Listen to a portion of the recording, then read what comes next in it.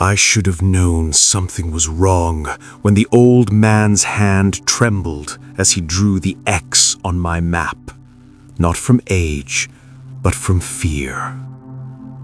My name is Dr. David Keller, and I'm a cultural anthropologist specializing in abandoned settlements across Eastern Europe.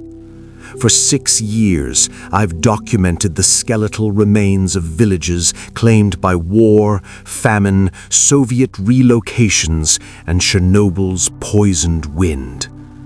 I've walked through homes where family photographs still hang crooked on walls, where children's toys gather dust in eternal playrooms, where plates remain set on tables as if dinner might still be served. I've stood in empty churches where prayers still echo in the silence. I've recorded the slow decay of memory, the way places die when people leave them behind. I thought I understood abandonment. I thought I knew what it meant for a place to be haunted by absence. I was catastrophically wrong. It began in late October 2019 in a cramped hostel in Bacău, Romania, where the heating barely worked and the smell of cabbage soup had permanently stained the wallpaper. I'd spent 3 weeks cataloging villages along the Carpathian foothills. Standard work, melancholic but routine. I was preparing to head home when I met him in the hostel's dim common room, nursing a glass of tsuyka and watching the rain streak the windows. His name was Johan. He must have been 80, maybe older, with skin like crumpled parchment and eyes the color of winter fog. He'd been watching me review my field notes for nearly an hour before he finally spoke, his English thickly accented but precise. "You are the one who goes to dead places," he said, not a question. "I document them, yes." He nodded slowly, drawing on a cigarette. "There is one place you have not been, Mărgăritești, the forgotten place." I'd never heard of it. Why isn't it on any maps? Because it should not be found. His cigarette trembled. In 1841, there was a night. We call it Noaptea Întorcerii, the night of turning. 300 people lived there. By morning, every person was gone. Not dead, not fled, just gone. He pulled out a hand-drawn map and marked a spot deep in the mountains. "If you go, you must leave before dark. Do not stay when the sun sets. And if you see people there, they are not people anymore." "Why are you telling me this?" He stood to leave.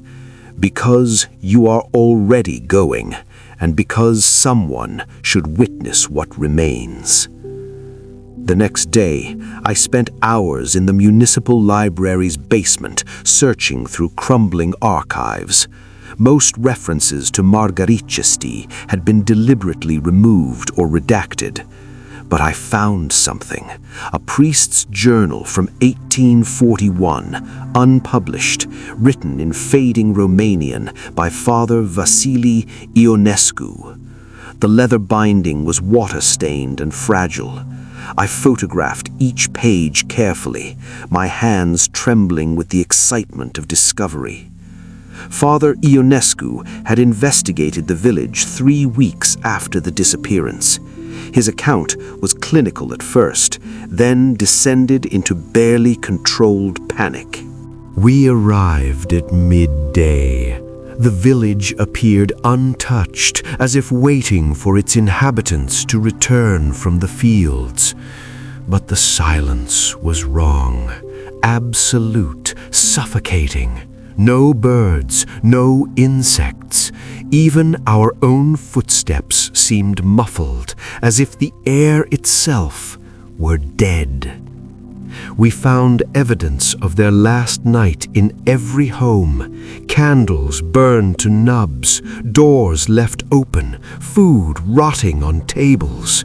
In the church, all the pews faced backward, away from the altar. I do not know why this disturbed me so deeply, but it did.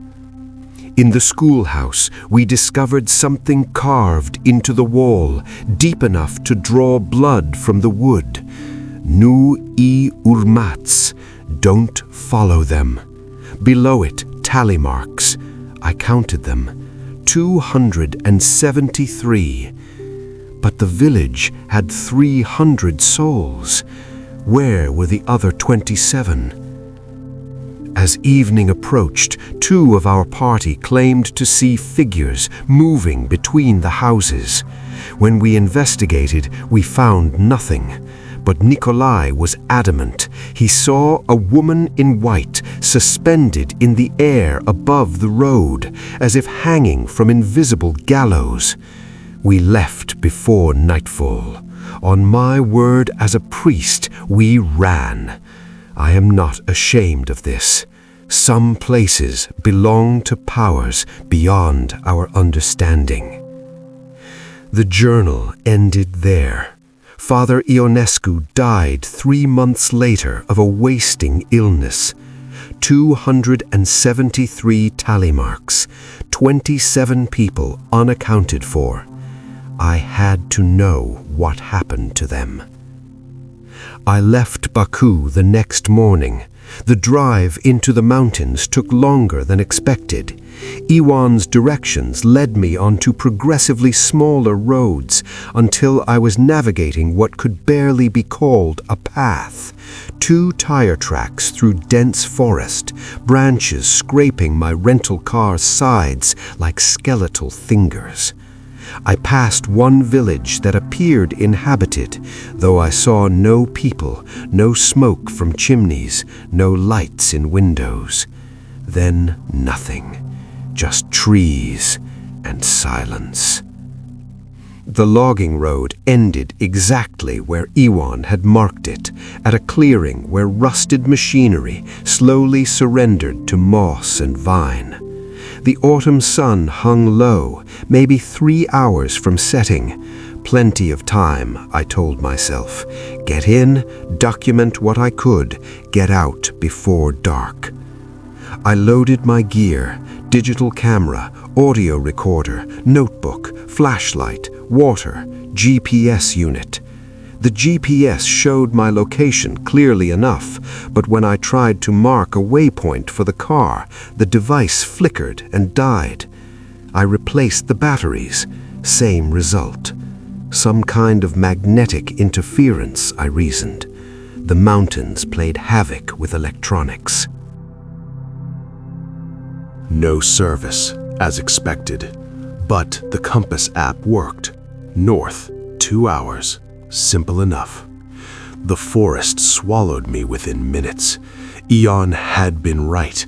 The forest changed.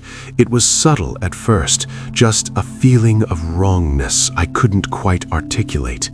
The trees grew too close together, their branches interlocking overhead in ways that seemed deliberate, architectural, as if someone had woven them into a ceiling. The undergrowth was sparse, almost manicured, creating clear pathways that twisted and turned without reason or logic. And the silence. God, the silence. I've hiked through dozens of forests across Europe. They're never truly quiet. Always there's wind in the leaves, bird calls echoing through branches, the rustle of small animals in the undergrowth, the distant sound of water or traffic. This forest had none of that. My footsteps on the leaf-covered ground made no sound. My breathing seemed muffled, absorbed. When I stopped to check my direction, I could hear my own heartbeat and absolutely nothing else. It was like walking through a photograph of a forest rather than an actual forest. After 30 minutes, I noticed the trees themselves were wrong. The bark had a peculiar texture, smooth and pale like bone that had been bleached in the sun. The few leaves that remained were the wrong color, not autumn gold or red, but a grayish green that seemed to absorb light rather than reflect it. And the smell. Christ, the smell.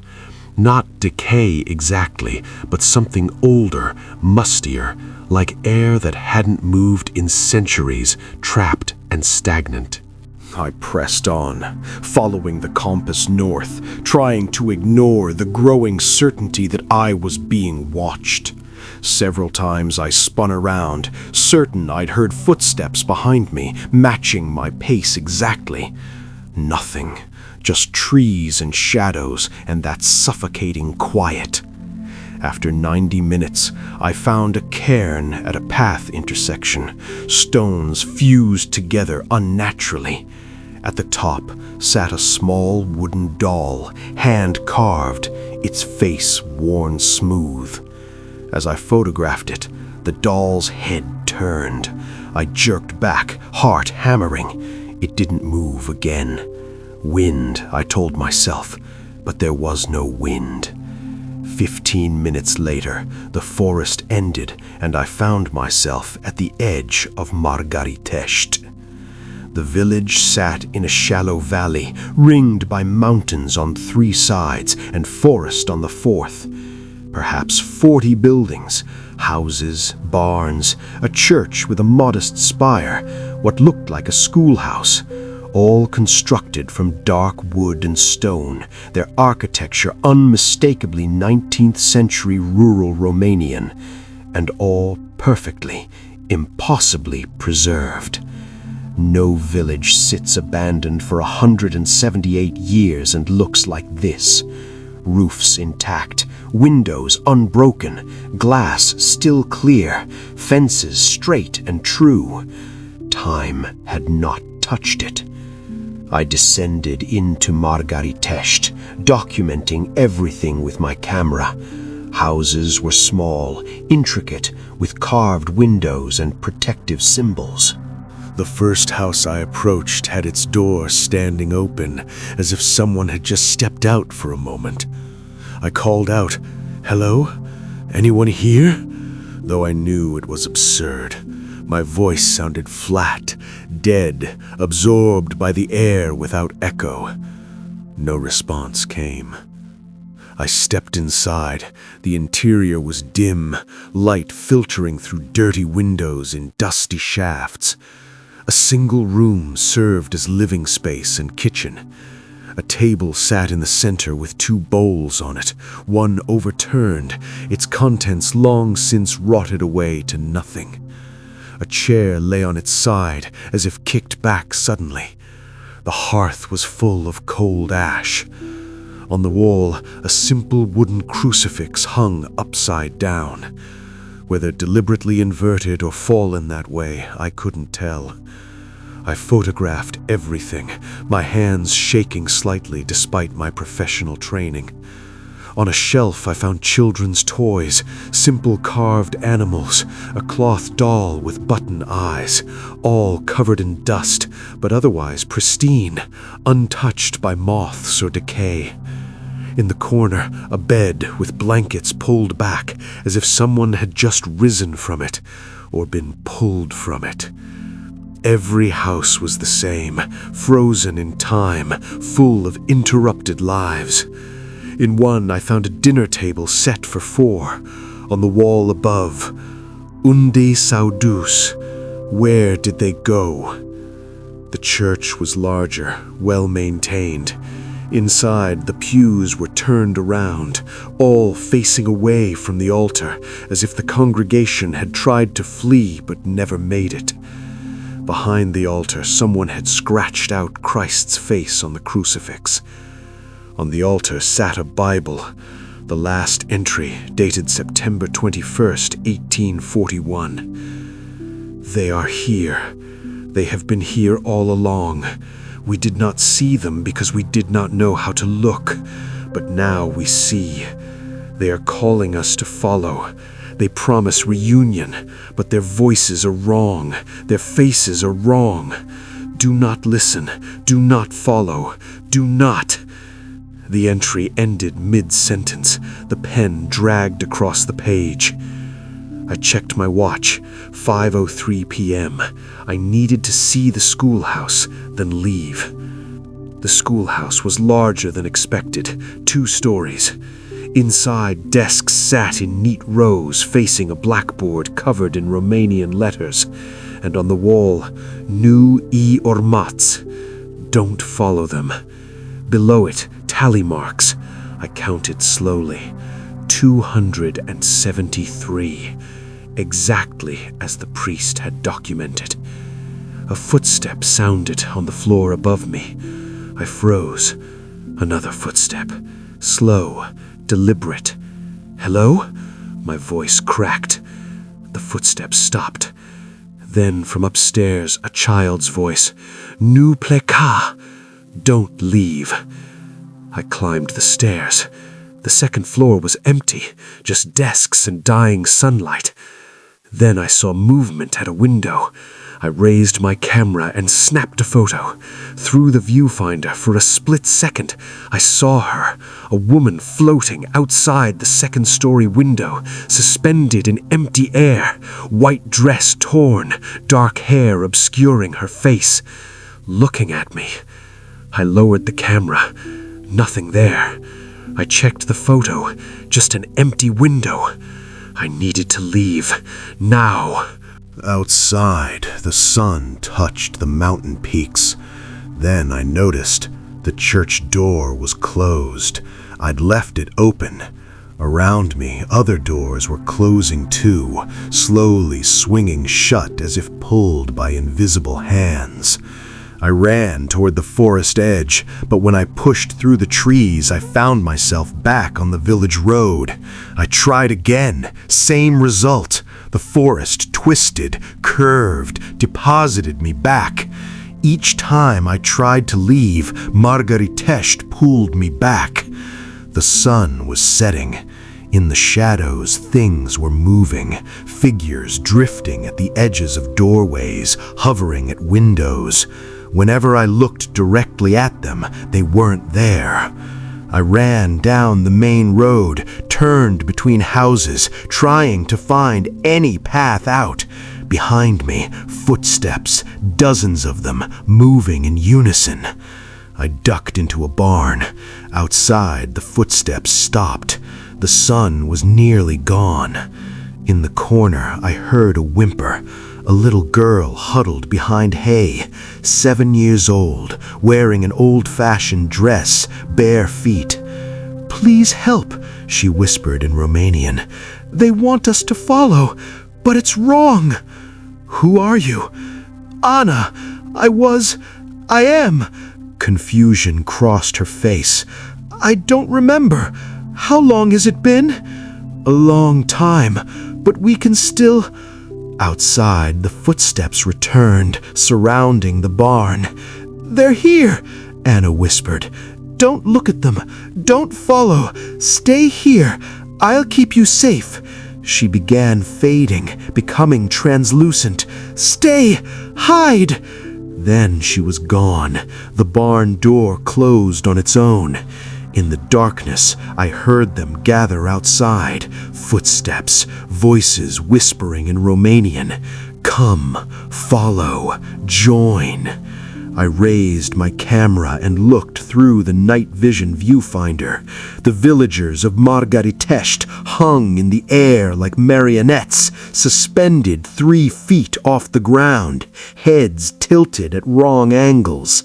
Hundreds of them, filling the spaces between buildings, all dressed in 1841 clothing, all rotating slowly as if suspended in invisible water. And they were all looking at the barn.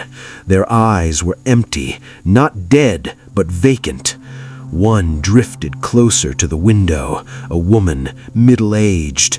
Her mouth formed words.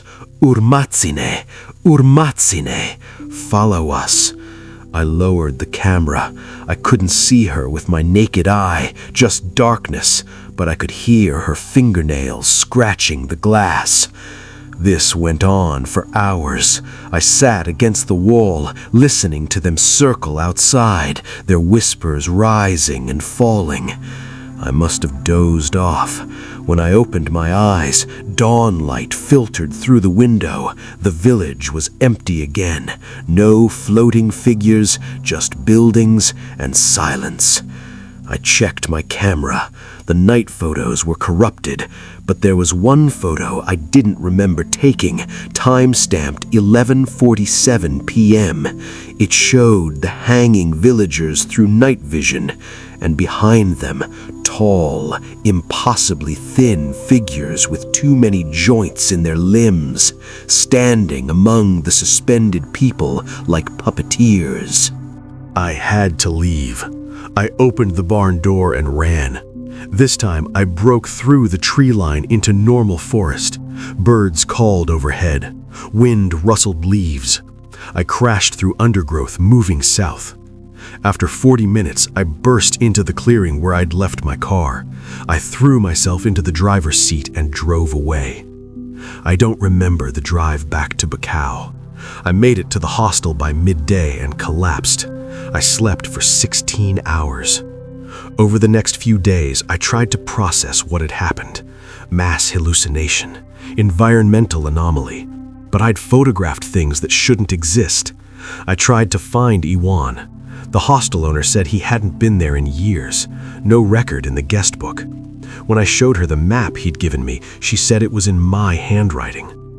I decided to review all my footage before leaving Romania. The video from the schoolhouse showed something I'd missed. When the camera panned across the room, the woman in white was visible outside the window before I'd gone upstairs. She was looking down at the ground where I would walk minutes later, waiting for me.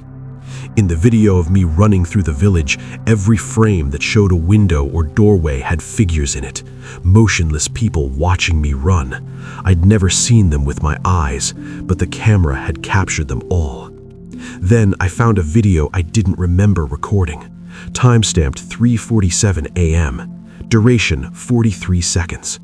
The footage showed the barn interior in night vision. The camera was perfectly steady, held by hands much calmer than mine had been.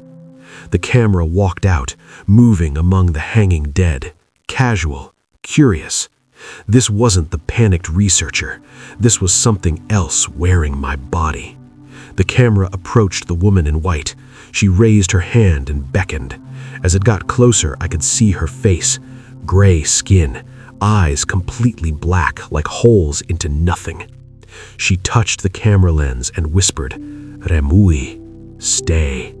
The camera panned across the village square, showing hundreds of suspended villagers, and standing among them, 7 impossibly elongated figures with limbs bent at wrong angles.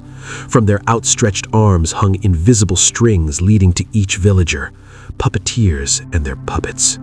The camera panned to the forest edge, and there, suspended among the others, rotating slowly in the moonlight, was me, my own body hanging with them, slack face, dead eyes, not breathing. The video ended. I sat staring at the blank screen. It wasn't possible. I was here, alive. But then I remembered that final run through the forest. I remembered starting to run. I remembered arriving at the car, but the space between was blank, a gap. When I'd woken at the car, my clothes had been covered in dew. My shoes were clean despite the muddy forest. My hands weren't scratched, because I hadn't crashed through undergrowth.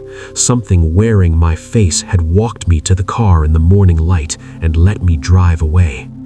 I checked my reflection in the mirror, looking for some sign I wasn't myself. I opened my mouth to speak and realized I couldn't remember my mother's name. It should have been immediate, but when I reached for the memory, there was just emptiness. My father's name, my childhood home, my graduation year, all gone. But I remembered everything about Mărgăritești, every detail, perfectly preserved. I left Bacau that night and drove to Budapest, then London. My apartment was exactly as I'd left it, but it felt like looking at someone else's possessions, like walking through a museum exhibit. I tried to continue my research, couldn't. Every time I sat down to work, I found myself researching Mărgăritești instead, searching for information about the tall, thin things. 6 weeks later, I received a package. No return address. Inside was a photograph. It showed the village square in daylight. My rental car was visible at the edge. And there, suspended among the other villagers, rotating slowly in the morning sun, was me, my own body hanging with them, slack face, dead eyes, not breathing. I burned the photograph, burned my notes, but I kept the digital files. They're the only proof that I existed, that there was a version of David Keller who went to Romania and never came back. Sometimes, late at night, I feel myself walking through that village again, floating above the ground, hanging there with the others. They tell me I never left, that I'm still there, suspended in that moment of turning when 300 people stopped being themselves and became something else. They tell me the thing writing these words is just an echo, a fragment sent out to bring others back, to mark the map, to whisper the directions. And the worst part is, I'm starting to believe them, because every day I remember less of who I was and more of what I saw. The memories of my life before are fading, while every detail of that village grows sharper, clearer, more real. I catch myself drawing maps, marking the route. I've booked flights back to Romania 3 times, canceling at the last minute. Last week, I found myself standing in my kitchen at 3 a.m. My feet were dirty. Forest debris covered my floor. On my bathroom mirror, written in condensation, ÜI URMAși. Was I warning myself, or was I remembering what I'd carved before I became the 274th tally mark? I don't know anymore. I don't know if I'm Dr. David Keller writing this as a warning, or if I'm something else wearing his face, typing these words to lure you in. All I know is this. If you find yourself in Romania, if you meet an old man who marks a map, if you discover a village that shouldn't exist, don't follow them. Don't go when the sun sets. Don't look back. And if you find a man there who looks like me, hanging in the air with empty eyes, don't try to save him. He's been gone for a very long time. What came back is something else. Something that's very good at pretending. Something that's still learning to be human again. Something that's writing these words right now, sitting in the darkness, practicing its smile in the mirror, getting ready. Because the night of turning never really ended. It's still happening, and it's always looking for more people to follow, always looking for that 300th tally mark. I think I finally remembered what I am. I think it's time to go home.